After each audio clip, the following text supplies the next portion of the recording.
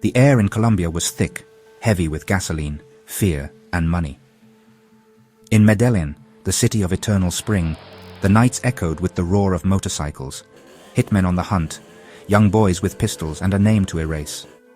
Pablo Escobar ruled this maze of neighborhoods. His word was law, the only law that mattered. In Cali, the fear was quieter.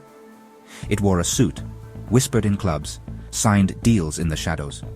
The Rodriguez Orejuela brothers, the gentlemen of Cali, ran this city with bribes and strategy, not bombs. But their hands were just as dirty. Medellín and Cali, two sides of the same blood-soaked coin.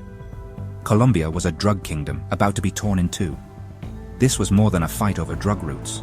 It was a war of personalities, of egos. Escobar, the drug terrorist, wanted to be loved, feared, even president. A Robin Hood whose gifts demanded loyalty or blood. The Cali cartel were chess players, invisible, buying the system from within. They saw Escobar as reckless, a gangster who brought too much trouble.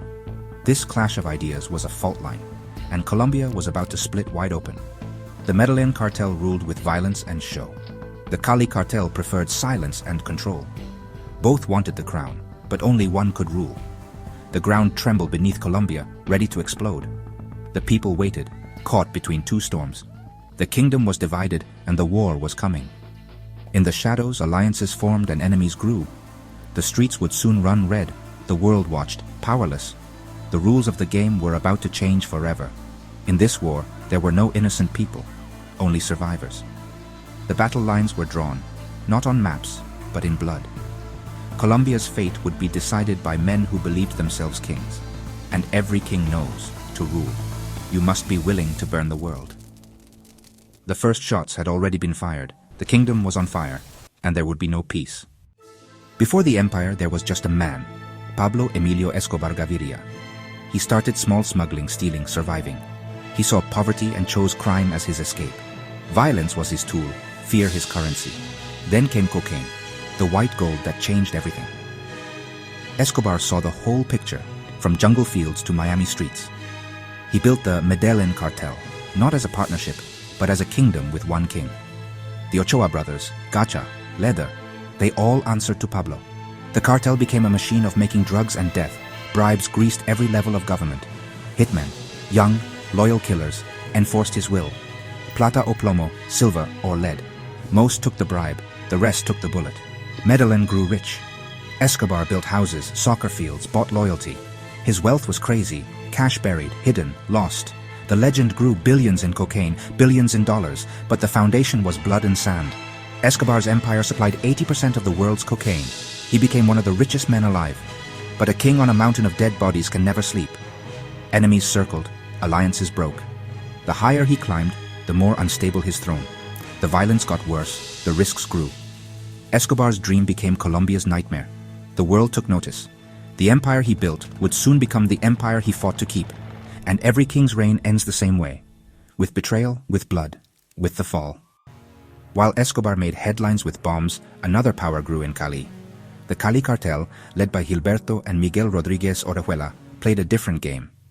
They started as businessmen, pharmacies, banks, a soccer team. They mastered the system, washing money, creating fake companies. Gilberto, the chess player, planned 10 moves ahead. The Cali cartel ran on information, spies, tapped phones, bribes. Information was their weapon, not violence. Miguel handled the details, keeping things smooth and quiet. Why kill when you can buy? Why fight when you can own the system? They became part of Colombia's rich and powerful, hiding in plain sight.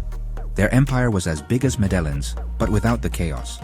They learned from Escobar's mistakes, staying out of the spotlight, letting him take the heat. The gentlemen of Cali wanted power, not fame. They grew quietly, waiting for their moment. While Escobar was the monster, they were the silent partners. Their genius was being invisible. Their ambition was limitless.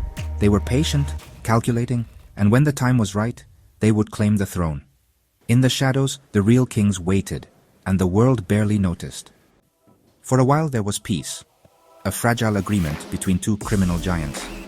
Medellín controlled Miami, Cali took New York and Europe. Sometimes they worked together, sharing information, fixing prices. But peace among predators never lasts. The first crack. A personal disagreement, then business. Cali moved in on New York. Escobar saw it as disrespect, a declaration of war. In 1987, a car bomb exploded outside a Cali building. Escobar's message. The war was on. Cali, shocked by the recklessness, had to respond. The streets became battlefields. Car bombs, killings, kidnappings. The cartels targeted each other's families, properties, and friends. The fragile peace shattered. Colombia was caught in the crossfire. The government, police, and people became accidental victims. The two most powerful criminal organizations on earth were locked in a fight to the death. The rules were gone. The violence got worse. No one was safe. The kingdom was divided. The war had begun. The world watched as Colombia bled. The cost would be unimaginable. And there was no turning back. The sharks circled, hungry for power. Only one could survive. The war had no front lines.